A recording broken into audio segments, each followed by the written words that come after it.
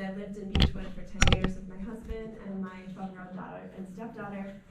It's the first place I've lived where I've really felt like I've known my neighbors and we take care of each other, and I think that's what makes our community a place where we want to stay and invest in. But when a community like ours improves, unfortunately it activates the forces of gentrification that tear our community apart, displacing many of our neighbors who can't afford to keep up with the skyrocketing cost of rents and home prices.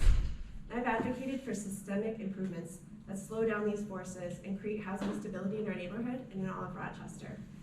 These policies have been systematically blocked due to the influence of landlords who have financial interest in keeping our Rochester renting and housing insecure, the same people from whom my opponent has accepted thousands of dollars.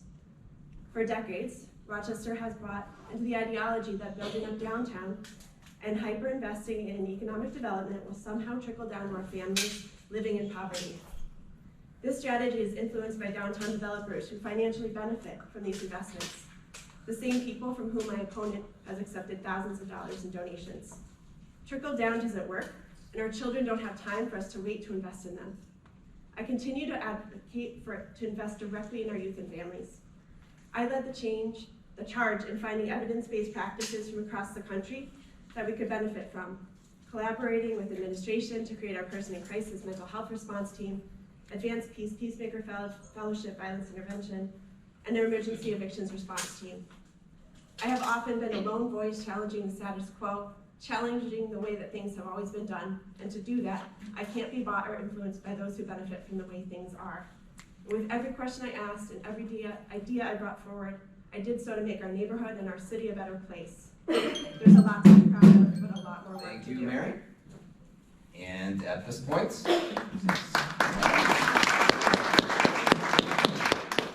All right. it is Paul. Yeah. My name is Paul Conrow. I grew up on Grand Avenue, lived there for the first 22 years of my life. Attended city schools, graduated, I'm one of 6 siblings that graduated from East High School. In 2001, my wife and I bought the house on Garson Avenue that we still live in. We've had 5 kids, sent them to city schools. Our 2 oldest graduated from East in the last 2 years. I've got a 10th grader there at East now, and a 5th grader at 52 school.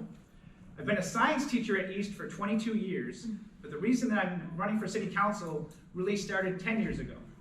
I was awarded a $500,000 grant as a science teacher to build an optics lab. I teach kids how to machine and polish glass to make lenses for cameras and telescopes, because it's a $3 billion a year industry in Monroe County.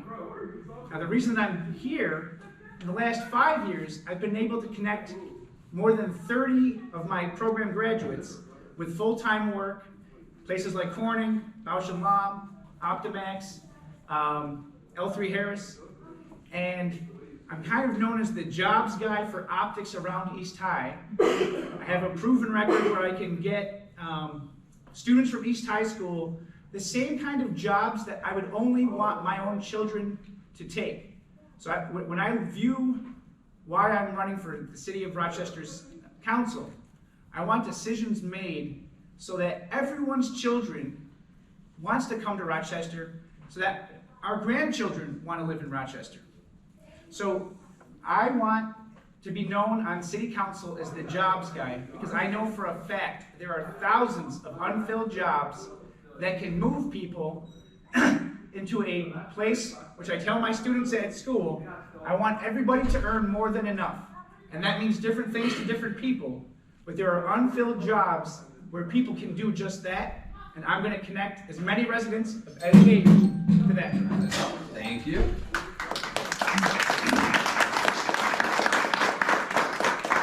And our next candidate is Santos. Good afternoon, everybody. My name is Santos Cruz. I'm running for county legislator. I am the Democratic endorsed candidate, and I'm happy to be able to say that. I'm here because I have a long history in this community and what it has given me, and it's time for me to give back. When my family first arrived from Rochester, from Puerto Rico, we were homeless. We arrived to a shelter for a battered woman, and it was at that point in my life that I noticed what it felt to have nothing at the age of 9, right? I struggled through learning English. I struggled to get into the school system, right? but it was the resources that the city school district and the city of Rochester had for myself and my family that allowed us to thrive, right? I'm happy to say that 10 years after that, not only am I graduating from East High School as top 10% of my class, I'm graduating from the firefighter trainee program, and the year after that, I'm graduating from the Conrow County firefighter recruit class as the valedictorian, the first ever of my kind. And I've been serving the city of Rochester Fire Department for the last 12 years. My last 3 over at Engine 12, Wisconsin and East Maine, where I've done a lot of good work. There's one thing to talk about public safety and what needs to be done. There's another thing to be waking up for 2, 3, 4 in the morning for 3 years at a time. Just in this district, mind you, I've been working at Engine 9 for another 3. My last 6 I've been in the 21st district. It's another thing to wake up for the opioid problems, the overdoses, and everything else that we see in our community, the shootings and youth-involved shooting. I've treated these things. I am boots on the ground. I am also the president of the Rochester Hispanic Youth Baseball League, where I believe in youth development and building community equity through sport. I've been there for the last 7 years. Youth development and public safety are some of the pillars of our community, and that's what I want to bring to the legislative body, all right? I work with the Northeast Safety Committee, with the Puerto Rican Festival, and Parade in the committee, Black Physicians Network, right? Youth development is what matters. Public safety is gonna get us Santos, there. your time is up. Thank you very much. All right, so our first question will be, Mary, you will start with this one. Is there anything you can do to help with out-of-town landlords? They often neglect their properties. Yeah. So this is now 90 seconds.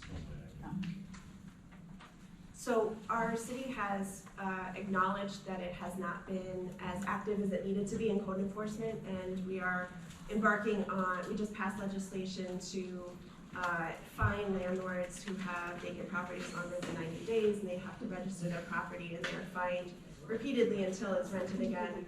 Vacant properties are a huge issue from vacant landlords. Additionally, with code enforcement, they're doubling the fines for code violations, and we now have a housing lawyer that is taking some of the worst offenders to court.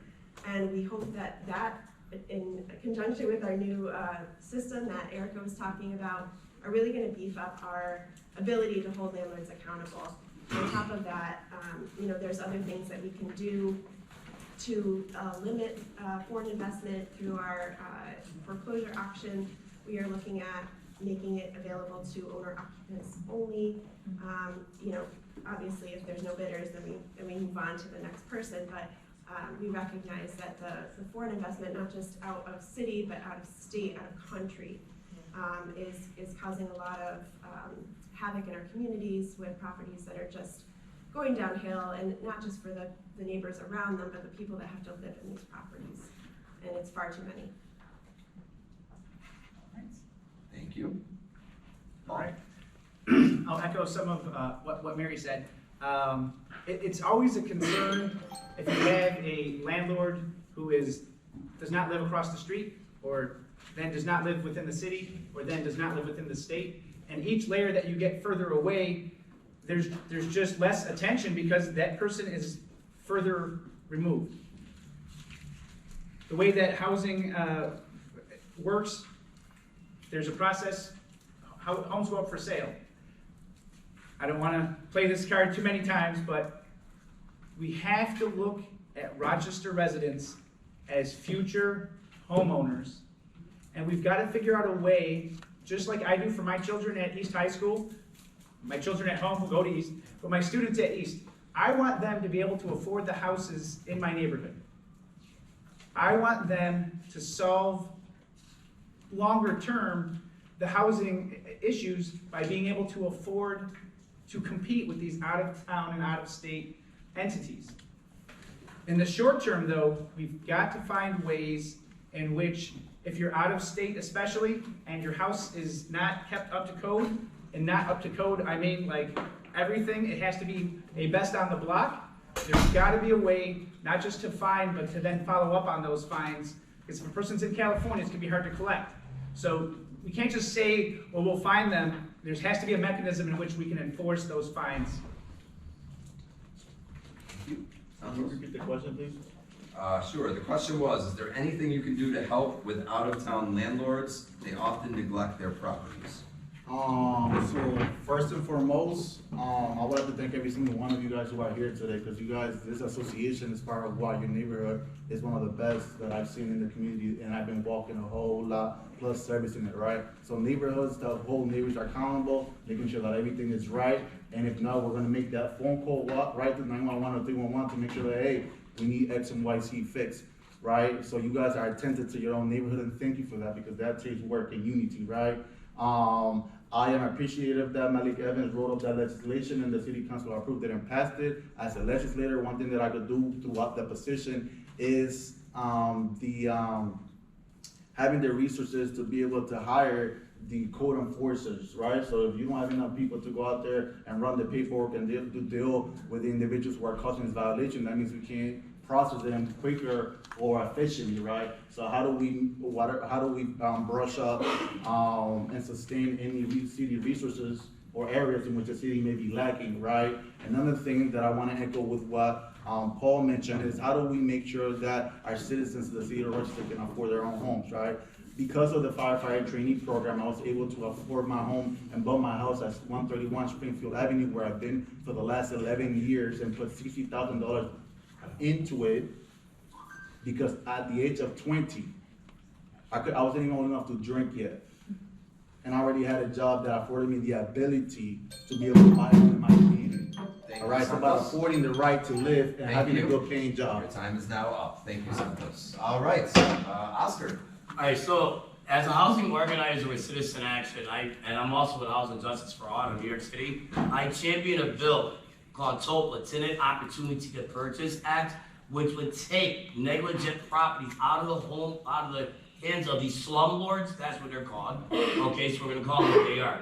And that would give the tenant first right to buy that property. If not, we can look at a grassroots organization such as Beechwood and have them take over the property. I would work diligently alongside City Council to make sure not only are these slumlords taken to court, but they're actually using what's under state law. Let's keep in mind, a violation on a property is a Class A misdemeanor. That is a criminal charge. Anybody in this room gets charged with a Class A misdemeanor, you're going to get charged with a criminal charge, and that is what needs to happen. I support Mayor Evans' legislation, but we have to get tougher with these negligent landlords. I know firsthand what it's like to rent from a landlord that lives in London, England, and hides behind an LLC. Thank you. All right, so this question is tailored, and we're not going to try to do this too often, but they came in separately. So this one is just to our city candidates, and then we have a question just to our county candidates. So I'm going to do one each room. So city candidates, this question was brought forward, and Paul, you will answer this one first. Rochester does not have a good record when it comes to the school board and its superintendent's turnover, and the police accountability board. While we appear to be in a good place now, what change might improve either one? So Paul, you are on the clock first. I would say the first change that I would suggest, and I know that the school board is its own entity, we need to go to a community schools model that allows an equitable investment in every school in the district. We spend upwards of $70 million, I know this from the school district's budget, on transportation. And we have a model where families can choose to send their children across the city, but that $70 million is investing in students' time on a bus, and I would much rather invest that money in programs like my optics program at East. I'd love to see more musical instruments, art, sports programs in every school. And what I would do, would suggest, is that the school board do an equitable distribution, and I just underscore reading teachers at the elementary level. If school A has 60% of their kids on grade level, and school B has half as many, well, school B should get more reading teachers. That school will get more money per pupil because it's equitable, it's fair. But what we're doing right now for the last 25 years, as we've invested in transportation, and I think we get zero return on investment, $500 million in 7 years is how much we spend on busing. Thank you. Mary.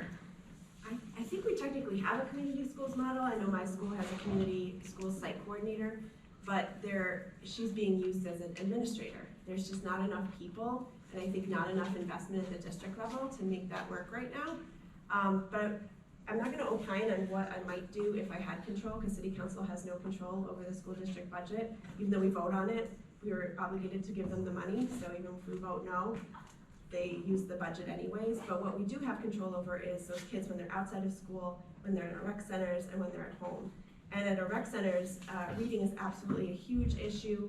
When a kid doesn't know how to read by 3rd grade, all of these data indicators go off about their involvement in drugs and mental health concerns and involved in the justice system. So it's absolutely critical that we meet these needs. And the kids are, I don't know any school that has 60% on grade level in the city school district.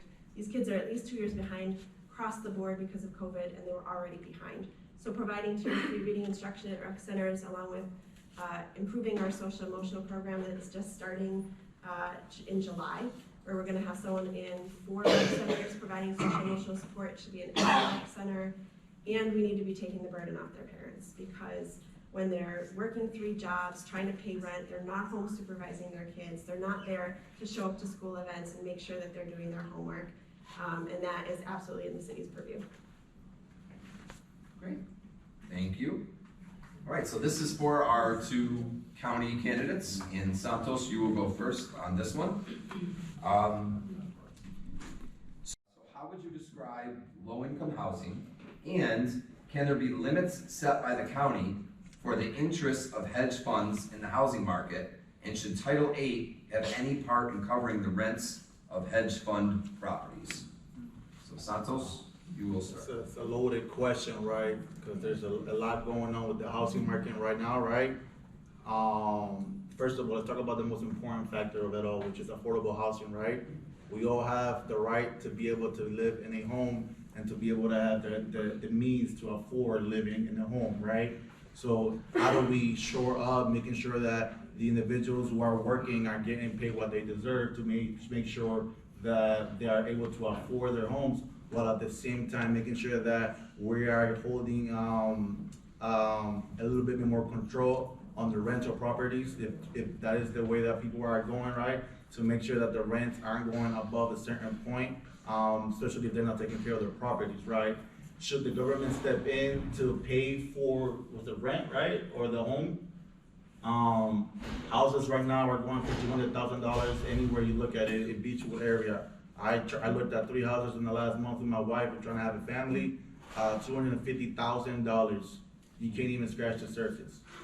That's to buy a home, let alone to rent. Apartments to rent are $2,000. That's without gas or electricity, right?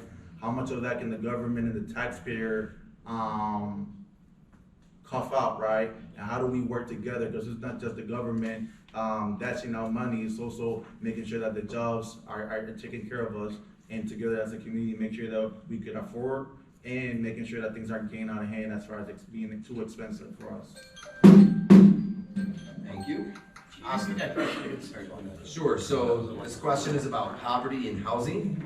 How would you describe low-income housing, and can there be limits set by the county for the interests of hedge funds in the housing market, and should Title VIII have any part in covering the rents of hedge fund properties? Well, first of all, I would definitely say yes, we have to control. Poverty is a political decision. No one should have to live in poverty. I have solutions for that. I've been championing these solutions for 2-3 years, ever since I was 12, as an advocate, to be honest with you. All right? So I got the solutions for these. I go to city council once a month with my solutions, and the majority of city council overlooks me. All right? Now, as far as the Title VIII, I think it's called, I would have to get more information, and I will definitely follow up with anybody. Please connect with me. I urge you to connect with me afterwards.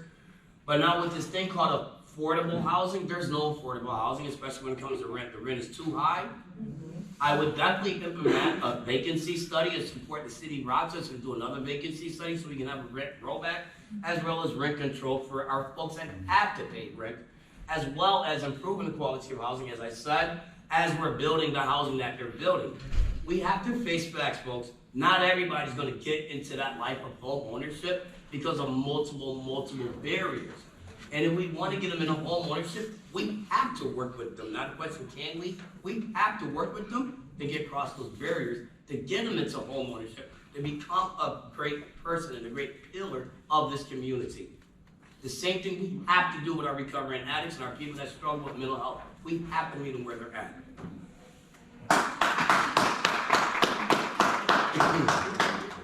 All right, so we're on to our next question. And again, all these questions have been vetted by our board and given to me in their priority order.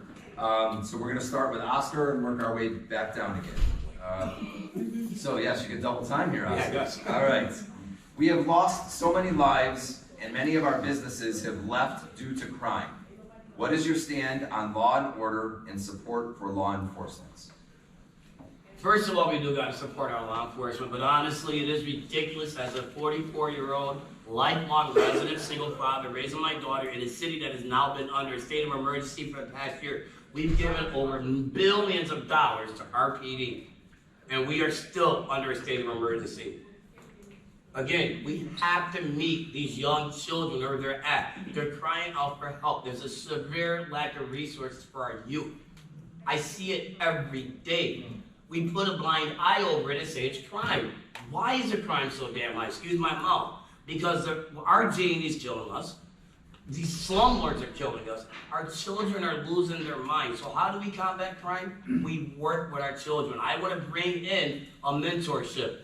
I work closely with Vocal New York, here in Rochester, and as I said, Housing Justice for All. These are things that we champion. I used to be a youth pastor coming out of high school, so I know what it's like firsthand to deal with our youth in poverty every day. Imagine being a child, waking up in a hotel, or going home to a hotel at night, because your family's in emergency housing, and that's where you have to study for a test in East High School. Okay? How can these children do this? You want to stop? You want to get control on crime? Housing is control on crime. Housing is safety. Housing is mental health. Housing is stability. Thank you. Mary. I would echo a lot of what Oscar said. I teach social emotional learning at School 28, and I hear a lot of these good stories, and it helps me understand the magnitude of the crisis that we're in. I've got a fourth grader who's already been in the back of a cop car twice. And I ask him, honey, why were you out at 12:30 at night with older boys? Grandma works. We're living in a society that's forcing grandmothers to work overnight and take care of their grandchildren, and the story of why he's with her in the first place is so traumatic. Just today I was talking to a seventh grader who was self-aware enough to understand that her acting out was because she was angry. And these kids have a lot to be angry about. This is not a world that's set up for them, and they just endured 2.5 years of trauma, being home, worldwide pandemic, and we did nothing more for them than they came back to school. My school invested in social and emotional learning, but not many others have. These kids that are stealing cars are telling us that they're not okay. And bail reform does not have anything to do with any of our offices, but we don't want 13-year-olds in jail. And we know who they are, and we should be checking in with their families. What do you need? What's going on? And solve that crisis. And I just wanted to say, I realized that we totally did not answer the question about the PAV, so if you want to bring that up later. But supporting the police does not mean no accountability. And I think accountability actually does support the police. And there's a lot we can do to be taking things out of their hands to help support that. Mary. All right, tale of two Rochesters. This morning I got an email, or this afternoon I got an email from Glenn Jackson. The Domino's across the street from East High School. The building next to it is Applied Image. It's a company of 35 people, and Glenn currently employs 4 East High graduates out of his staff of 35.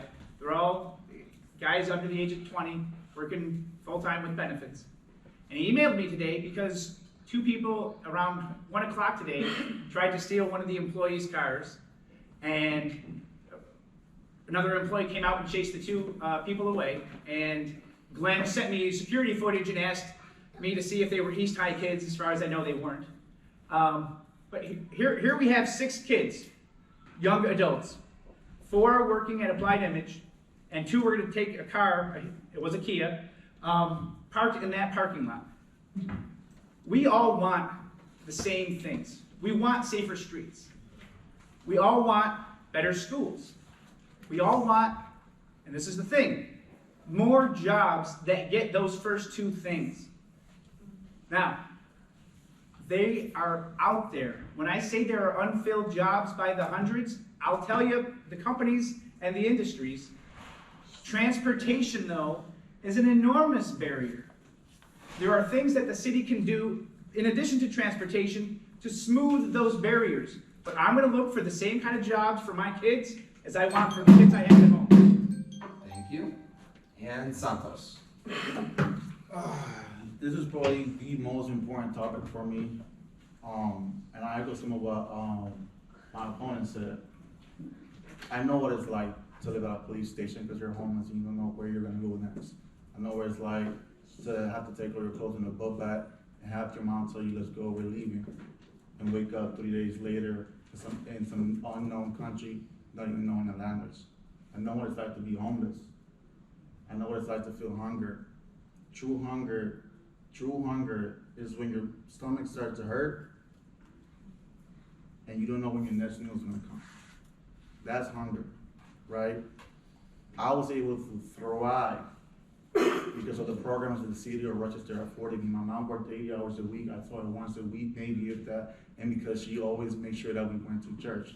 She kept us active. I'm not saying church is the thing. I'm just saying keeping someone active is keeping the youth active, right? It's one thing to talk about the opiate epidemic and the shootings and the Kia boys and all this stuff. It's one thing to wake up at 3 in the morning and have to tend to these things. I know what a gunshot wound looks like from a 14-year-old shooting a 16-year-old over whatever. I've seen these things in these community treated the overdoses.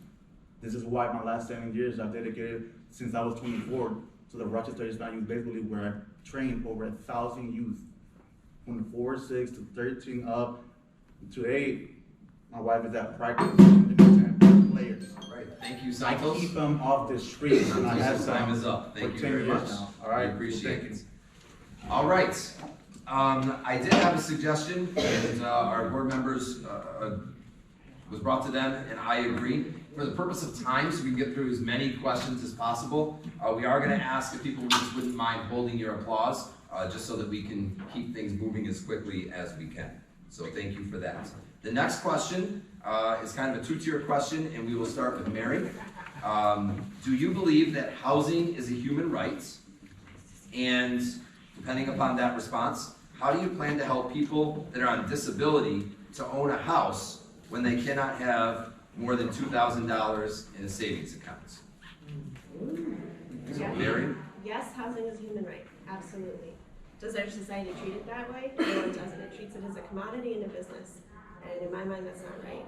And I know people that have not just disability, but other fixed incomes that with the price of housing, all that will afford you is a room in a rooming house. And that is not how any of us want to live. I support a good cause eviction protection, which would have, if you're a good tenant, you're paying your rent, allow you to stay in place when your lease is up. And that is being used as a tool to clear out wholesale neighborhoods. On Hazelwood, there were 14 multifamily properties that a new owner came in and cleared them all up. They didn't do anything wrong. And then he renovated those things that those tenants have been asking for, and then rented it for higher rent. There's policies that we can put in place to change the system so that this is not the reality that we live in. Thank you. Paul. I would say housing is a human right. I would say that it is the role of government to provide food, clothing, and shelter for those who are unable to provide it for themselves. We've got rules in New York State, we've got rules in Monroe County, we've got rules in Rochester that determine how much a house value rises or the value of property. And there is a divide. That's what I tell my kids at school. I want you to be able to earn more than enough. And part of the issue is what kind of house do you want to live in determines what kind of job you need to go after. I don't want to earn $1 million. I don't want to pursue a career that's going to take X amount of time to make triple what I'm making now. for people that have barriers to owning homes, people who have limitations to what they can earn, that's where I think government's responsibility is to step in. For people who do have the ability to be independent, but they may not have the income that they wish they had, I think the city government ought to be as knowledgeable as possible about the job openings. Gleason Works on University Avenue has a sandwich board that says, we're hiring. I think every resident in Beechwood who wants a shot at a good job with benefits should know that because the city has told them. Thank you. Santos? Housing, shelter is a right of every human being in this planet that we can't go without saying. I know how hard I had to work. I saw my mom work hard to get her and ourselves out of that situation and provide myself with a better living, right? We have to come up with a way that we could balance out the scales. The prices of homes and taxes aren't dictated by homeowners, they're dictated by the state or the property value as it goes up. If I buy a house for $250,000, rent is gonna be equitable to that of how much I need to take care of that property, how much I needed to replace anything within that property. So we need to make sure that we're not raising rents above a certain means. Homeowners or people who do rent their homes are taking care of their homes, and then we're supplying individuals with the right proper means to be able to get the education they need, whether it's college or vocational, to find a good paying job. Union jobs are recommended that will take care of you and making sure that you could afford a home in the neighborhood in which you want to be in. Thank you. Oscar? I definitely believe housing is a human right. I'm an advocate around that. I mean, I'm a lobbyist, we go to Albany monthly, daily sometimes, you know, losing our voice with our state delegates. Thank God we got a lot of our state delegates here in Rochester support us on good cause. So I do publicly support good cause and victim protection. I also support Housing Access Voucher Program, as well as TOPA Tenant Opportunity to Purchase Act. As I said before, we do need to make our houses, our rental property, more affordable, and we have to, you know, take care of those properties. I would definitely work alongside with the as county legislator with the city to make sure that they have the adequate funds for the emergency repair program, that the city can come out and repair the properties that are so torn down, and that's another way we can drive out these bad landlords, which would also bring up the mortgage value of my homeowners in this district. I would also advocate strongly that more money is available for my homeowners of this district for the necessity repairs of your house. If you if you need a hot water tank, why can't the county help you out with it? If you need a roof, why can't the county help you out with that? I also do publicly support getting rid of RG&E and bringing a beloved utility to Rochester, because RG&E is just draining everybody in this room. Thank you very much. So I have 4 cards that I'm going to attempt to merge together as I want to try to get as many of these questions answered as possible. So these cards, this question, and this will be Paul starting. We see candidates attacking elected officials. How would you describe your personality in terms of the work that you want to undertake in office? Are you a collaborator or a rebel? And then, depending upon what you're running for, how effective have you been with either getting programs through on city council, or how effective do you think you will be in working with other members of council or Monroe County? So that's 4 cards and put them together. All right. 2 of my hallmarks are collaboration and effectiveness. I've managed to talk before the school board several times, and that bunch can sometimes be a divided group. And I go out of my way as a teacher, science teacher. I like to say that I have the mind of a scientist and the heart of a teacher.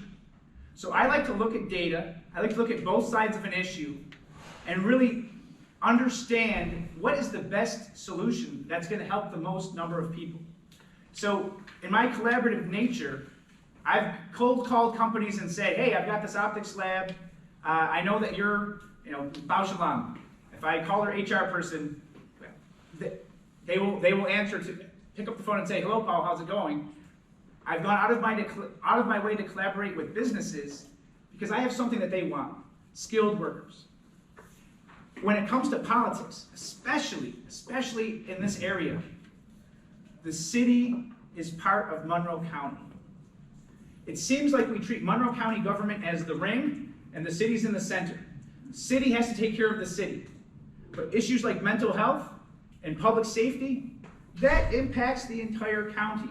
And I think it's critical that not only can I collaborate with city council members, I've also got to be able to collaborate with county legislators. And I will.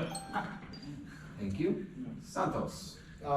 My experience with collaborating and working with people comes from a decades-long of boots on the ground and grassroots initiative. I mentioned the Rochester Hispanic Youth Baseball League because that's my pride and joy, but that's only one of the many organizations that I either currently work for or with. I run that organization with a 12-board member, so I got individuals who are willing to follow me and have been for the last 7 years to turn an organization who was in debt for $40,000 to a surplus of $100,000 with 210 players, 500 family members. That takes work and dedication. I worked with the Northeast Safety Committee for the last 5 years, which I'm currently in the process of most likely taking over. I work with the Black Messages Network and the Rock Awards in their committees. I understand what it's like to work, and the most important part is to work for something that we all believe in. So whether or not myself or Lupien, myself or Paul, myself or Brewer, I have something that we differ on, why can we come to the table and talk to each other? Why can we say this is a non-bipartisan issue, even although we're amongst Democrats?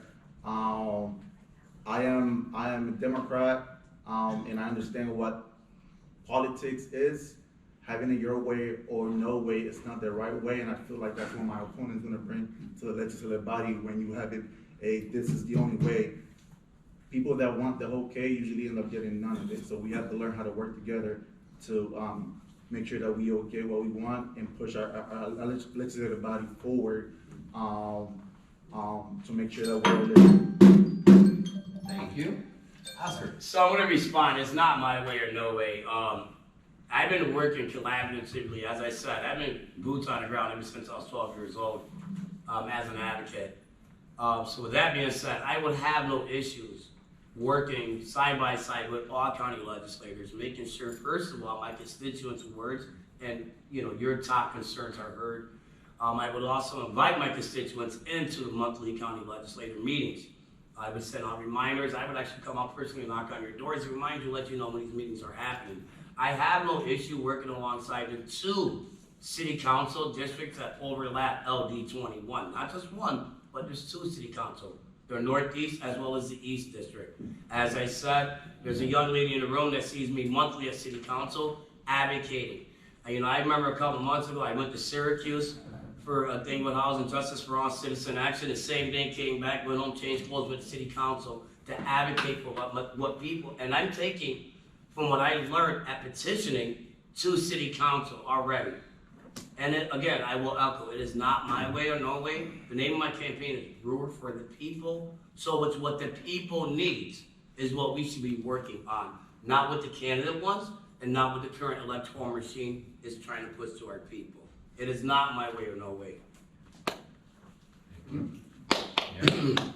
I have an excellent collaborative relationship with many of my colleagues on city council, with county legislators, with school board members, with every member of the state delegation, and I've collaborated with them in many areas, including our 90-day mental health task force that we had during COVID, with the public banking issue, and most recently getting state support for the social emotional program at my school.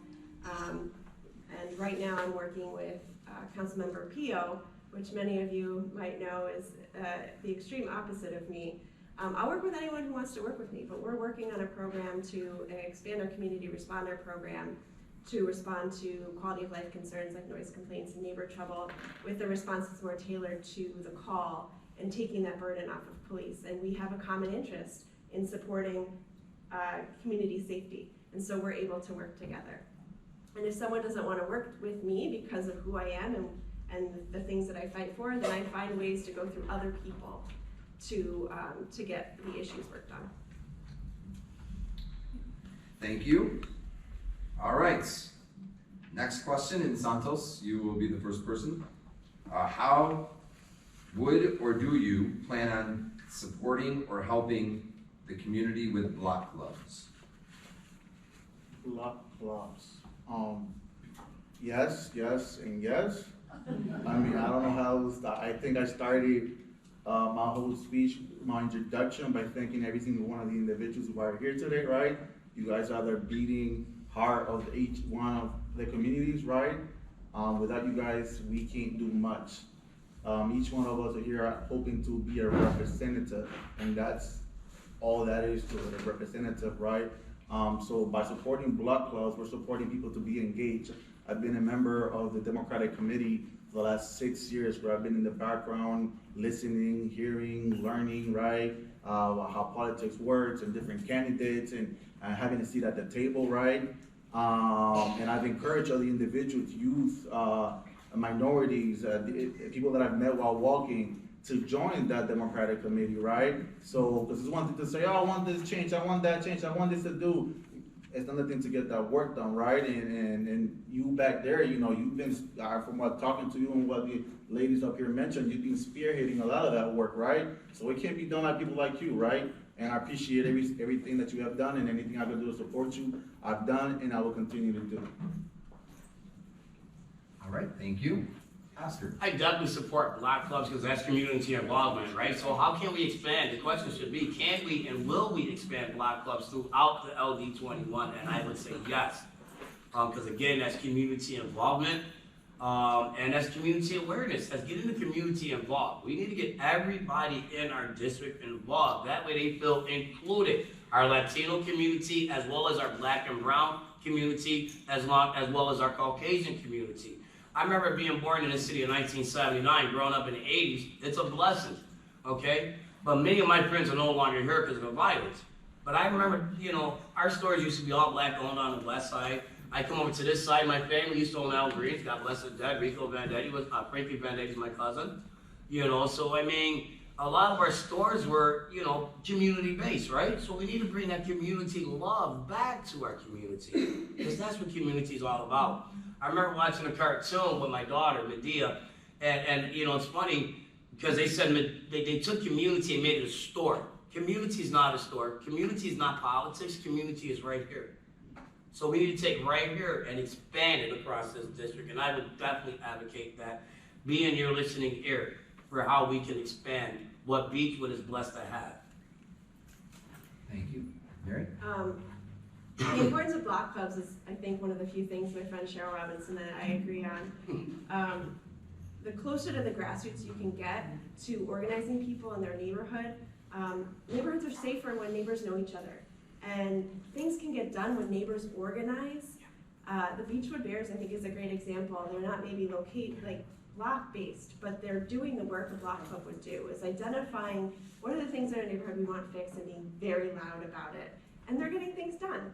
And I support block clubs, the initiative that Erica brought, or was it Erica, that they were talking about earlier through Connected Communities. I actually provided the seed funding for council members get a small allocation, and I spent some of my allocation on it this year because I tried to start a block club on our street, and it's a lot of work. And it wasn't something that I could do with fidelity because of how busy I am. And so Connected Community, I saw the need, and Connected Communities, with my support, started this program that actually gives stipends to the block club leaders. Denise is one of them. Gives them money for gift cards and pizza, you know, food to bring people out and incentivize involvement. And that's really needed to activate people when there's so many other competing priorities. And then next year in July, when our budget is passed, they're going to get $7,000 more from my allocation, because it's really, really important that we expand this program. Thank you, Mary. Paul? Sure. I have been surprised how much I've enjoyed knocking on doors 5 out of 7 nights a week across the East District and getting to know people that I've never met, having a 2-minute conversation, telling them about my reasons for running for city council. So I'm bringing that up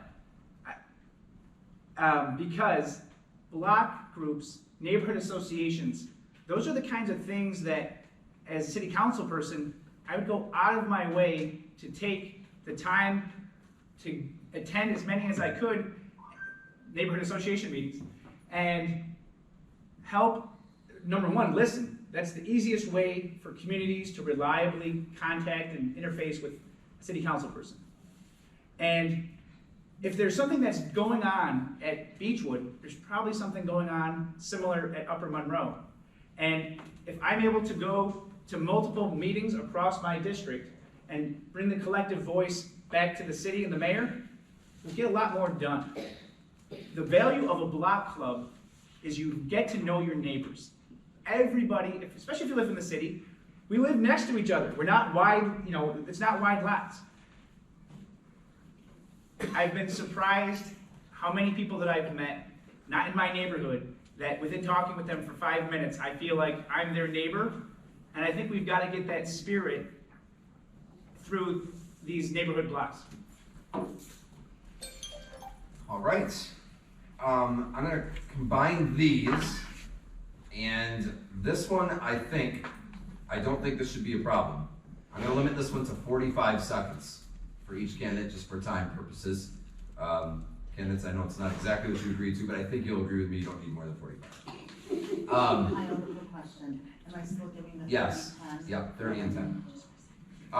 So this question will start with Oscar. Should your position be full-time, and do you believe in term limits for elected office? I definitely believe in term limits. When I look at a certain council member that's been on council for 9 years, I'm not going to say his name. When I go down to county ledge and I see people that's been on county legislator since I was about 13 years old, we definitely need a term. We need to be termed. I mean, look at our president. They get to do 2 terms. Do I think my position should be full-time? No, because I would love to have it part-time. That way I got time to come out and meet my, talk to my constituents and continuously, be your listening ear at your door, walking this district as every political person should be doing, not just sitting behind a desk and hiding from you guys, and hopefully that we get a phone call from you. Thank you. Thank you. I do believe in term limits. We actually have legislation that's sitting in our corporation counsel's office, which is often a way that things go to die, that would enact term limits, and I plan on supporting that if it ever comes before us. And I do think that council should be full-time, but we have to earn that salary. And since we were formed in 1986, we really didn't perform our oversight or legislative capacities. Council doesn't write very much legislation. We're just recognizing that and starting to change and getting the staff to give us the capacity to research policy, and our first lawyer is starting in June. So once we start doing the work, I think these are full-time council members. Thank you. Paul? My scientific mind is overruling my heart here. I'm not sure. I haven't really looked into how important it is that we have term limits at either the county or the city level. I think it is good to have some continuity. I know as a teacher, there's a couple of teachers at East, a few that have been there 20 years, and I would not sacrifice term limits at schools, right? Or I'd consider that. So I got to think about that. I don't know. As far as part-time, full-time, I know Buffalo's city council members are full-time. I kind of like the idea that I'm part-time, so I have a full-time job that keeps me connected. Political jobs are unlike any other, and I don't know as though a full-time is the best for city council. Thank you. Santos? Starting off with the full-time or part-time, I think part-time does it justice because you don't want career politicians locally, right?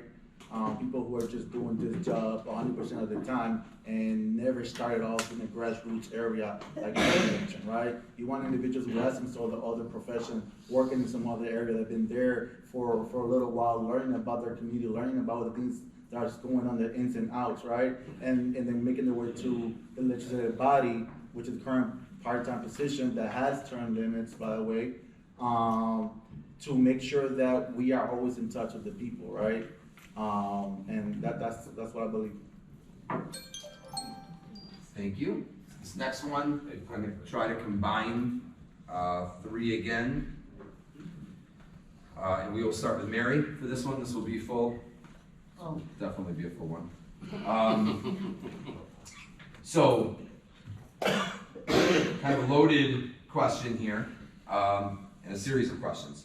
What are your plans for safety within our neighborhood other than building cages around our neighborhood? Are there any plans with police working with neighborhoods, like the Police Athletic League? And then also in regards to kind of the safety and that piece, what are your plans to help support neighbors to have tools and resources to build a stronger sense of community to address cycles of trauma, health, and addiction so that there's a truer sense of safety in our neighborhood? I know that's a lot wrapped in. That's a lot. I will say that first off, I don't know about the police and if there's gonna be more interaction with the community. I think it's certainly a goal of ours. How to address safety, you know, the programs that we have for violence prevention and intervention are really, really important. But so is the social emotional well-being of our kids. And that starts, you know, from kindergarten. I can see the trajectory of some of my kids that are falling through the cracks at school and where they likely will end up without somebody stepping in. And there's just so many things because it's not just one issue, right? It's all of the issues together at the same time. But violence intervention and prevention is relationship based, and it gets the trust built so that you can get to that place to understand what that child needs. And so our pathways to peace, they're not all full-time, they're not paid very well, it's not considered a professional, it needs to be professionalized, and we need to invest in it to the degree that it's effective. Advanced peace is effective. In other cities that's been implemented, it's lowered the cyclical gun violence by 80%, and it makes sense. It's mentorship, it's cognitive behavioral therapy, it's taking them outside of the city with rival gang members, but the amount we invest in it is a drop in the bucket compared to what we're spending downtown. It's really criminal. Thank you. Paul? Yeah, I would say that the way, kind of getting to what Mary just said, was that the way in which we invest in our people really matters. And part of that investment in terms of public safety, this is not a Rochester problem. This is an American problem. I don't need to tell anybody. When I ask my students at school, you know, are the cops the good guys? No. For many of my students, that's not their view of cops. When cops look at some of my students, they don't look at them as potential earners. They look at them as potential victims or perpetrators. The chasm of mistrust that exists is something that we need to address head on, and we have to say what it is, but then give time for those groups to meet, and this might sound kind of funny, but on neutral ground, and I have envisioned, you know, as a teacher, 6 RPD members who want to come in a, you know, polo, no uniform, no gun, no badge, and 6 seniors, 6 recent graduates, and just talking and having the teacher be the person in charge. Now look, I just can't stress this enough. It bothers me that there are Americans in my classroom that don't have the same expectation that police are going to take care of them that I and my children do. We need to have an equal view of safety. Your time is up. Santos. I guess you already know I'm a firefighter, right? Yeah, picked that up already. I recently left the fire truck about 3 months ago when I took on the community risk reduction position, firefighter position for the entire city of Rochester. That means that I get to go around the community and educate the public with public safety. That is my passion. I realized after 12 years in the department that my experience with the baseball league, that we have to educate. Education is the key for everything, and making sure that our kids are not only exposed to that education, but that we have a vessel, someone who they could see themselves in, that can relay that message in a way they can understand, right? It's one thing to talk about the youth-involved crime, it's another thing to have to deal with it, right, and continue to see it, right? Through the baseball league, and I keep bringing that up because that's just a mechanism. It could have been football, it could have been karate, it could have been anything, right?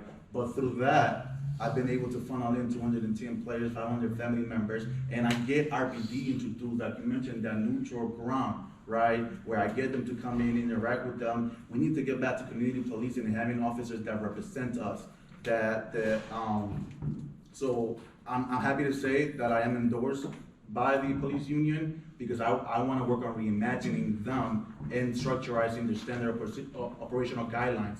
We cannot not reimagine the police if we talk about defunding them, push them off the table. Thank you. We can't do that. Hands up. Oscar. All right, so as far as police, I'm gonna go back to childhood. Growing up in the 80s, the cops used to walk the beat. I remember we used to have PACTAC in the city, right? What happened to that? Because that's when we had community involvement with RPD. I do not say defund the police. I say let's reallocate some of the funds that they get and put it back into the community. Since again, I will earmark and remind everybody in this room, City of Rochester has been under a state of emergency due to violence for the past year now. For the past year. This is ridiculous. Lifelong resident, raising children in this community, it's unsafe. Right? So first of all, I think we need to put it where the police live in the city. We have folks that don't even live in the city, police on our streets. I'm standing down at transit today talking to some people that I know. I've worked in shelter for years, God bless the House of Mercy, 17 years with them. I'm talking to one of my people I used to help out so many times. The police roll up, they say, there was a fight. They didn't reach, 30 minutes later they get there for a fight. There's blood all over the ground.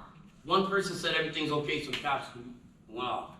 That is not properly and adequately policing our streets. You call the cops for a stolen car, an hour later they're coming to you. So how can we connect our police back to community with the funds they have, is what I would like to do. Reconnect our community with the police, bring back a program like PACTAC. Thank you very much. So we are closing in on the end of our time, and because we want to make sure we're respectful to our center staff, and I want to give people the opportunity to mingle for a couple minutes before we all have to exit the building with our candidates at the end. I am going to move us to our closing comments. So this will be 2 minutes.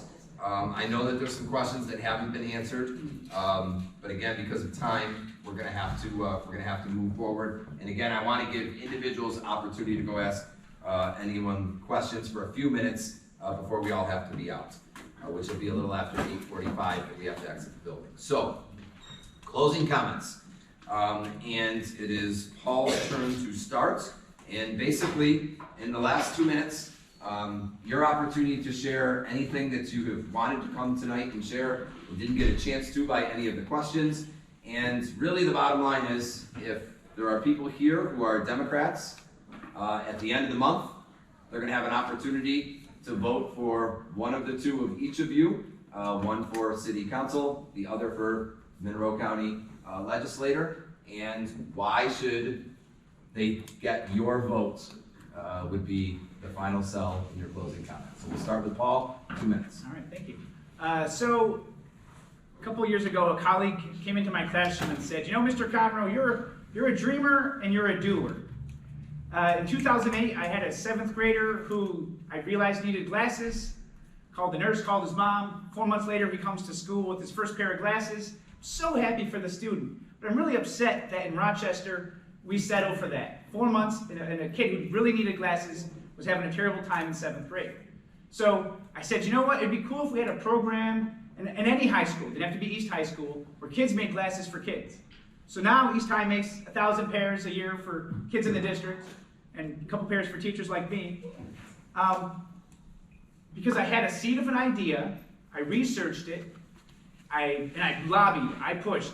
And if you ask my colleagues, you ask my family members, I will see a problem and I'll talk about a solution, maybe over talk about the solution, but I will work with anybody who can help me get there. So if you have a big idea, I've learned you've got to take little steps, little steps, little steps. It takes time, it takes dedication. I have a $500,000 optics lab. The state kept giving us money. Monroe High School has a mechatronics lab. We have a course at East High School called Home Repair and Maintenance because I had to keep spending money, but but I didn't need it for my optics program. There is so much that we can invest in Rochester, in our people, that will connect them to the lives that we want them to have. We are not investing enough in really, just hit my favorite theme, workforce development in effective ways. We need to look at every child that comes through the RCSD as a future Rochesterian that's going to contribute to the community, contribute to their family, and hopefully, if they have the means, be a homeowner. And that's why I'm running for city council. What's up? Thank you. Santos. I've been a public servant all my life. I've always liked to help others because my mom raised me, and that's what I will continue to do throughout the legislative body. It's one thing to go out and advocate and dream about something, but like Paul said, where are the doers, right? We can go, and I have been to city council or to the legislative body to try to talk about whatever issues I am facing within my community, the parks, or whatever it is. But do you understand how the system works? Do you understand why is it that RPD gets paid what they pay? Do you understand what the true crime level is in our community? Do you understand why the kids are behaving the way they're behaving and what's going on in their community? And do you understand how the resources that are coming down from the state down to our county, how that money is being managed, and how we can reroute that money to make sure that the programs that are going to take care of the root issues, right? The root issues are going to be strengthened so we can take care of everything in the long run, right? We need to keep policing next to education and making sure that we keep each other safe while making sure that we keep youth out the street. I'm getting high-paid jobs to make sure that people can afford their homes, right? And whatever youth development programs we need, especially inside their incarcerations, because once you get the youth into the jails, they should be able to have access to a psychologist and a therapist to make sure that once we have them, if they did a crime that is to that point, and I know, and I feel bad, I had the Kia boys as their code crashed into one of my parks while I had two teams practicing on Portland and Bay. One of my parents was a 911 dispatcher, and she took the call while my treasurer, who was on the field, made the call. You gotta understand how the system works. It's not enough just to talk about it and to be loud about it. You have to be about it. Thank you. Oscar. I am your working family party and now 1199 endorsed candidate. I am Democratic. I've been a lifelong resident of Rochester. I'm not loud about it. I take actions. Talk about my actions, please. I go to Albany. I listen. I work locally with our state delegates. I also go to the state level with it. I work locally with city council members. I work locally with certain county legislators that oversee this district.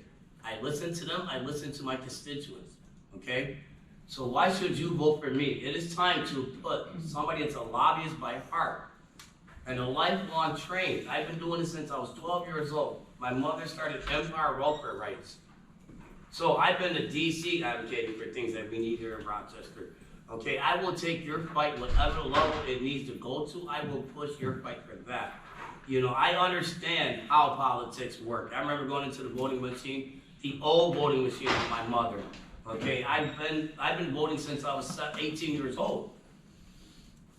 So I understand how this political machine works and how it doesn't work right now. That is why I'm running. That is why I am your strong choice for County Legislative District 21. I would listen to you. And again, as I said, do outreach in my community to invite my constituents into the county legislators, such as I see people in the room that's been with me. I speak to council. I would invite you to speak to county leg nights too as well, where your voice can definitely be heard from yourself, from your own mouth. Let the other 28 county legislators hear directly from you. And that is how we can connect community with the political machine we have. Community starts everything. We have to start with our community, reinvest into our community, and rebuild our community so we can save our children as well as our seniors. We are losing, and we have to stop the gentrification that we're seeing. Thank you very much. Thank you. Mary. As in my role as a social emotional learning teacher at School 28, I'm seeing firsthand the magnitude of the problem and our children are being traumatized by both inside and outside of the home by eviction and homelessness, mental and emotional health struggles, substance abuse, incarceration of loved ones, and so much more. And our families are in crisis because they don't have what they need to survive and to thrive. And it's not just the access, the lack of a good job, because rents are historically rise much faster than wages, and the Maslow's hierarchy of needs starts much sooner, and we need to be addressing the basic needs of our families, and that is at the systemic level. We must build up our people and their families and our community. We must meet their most critical and urgent needs, and we must ensure that they have the resources to thrive. And that self-love of our city is what will attract people here and bring true investment and true prosperity, not investing in downtown. And I will keep fighting, I will keep asking unpopular questions, I will keep applying pressure and accountability, because failing to do so is accepting the status quo.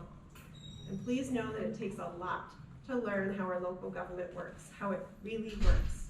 And agreeing with everything is not city council's job, and it's not how we hold elected officials accountable to the people. You need an experienced representative who will not settle for the status quo, and I am that leader. I will not give up, and I will not give in. I thank you for entrusting me with this position thus far, and I hope I can earn your support to continue serving you for a second term. How about a round of applause for all of our candidates?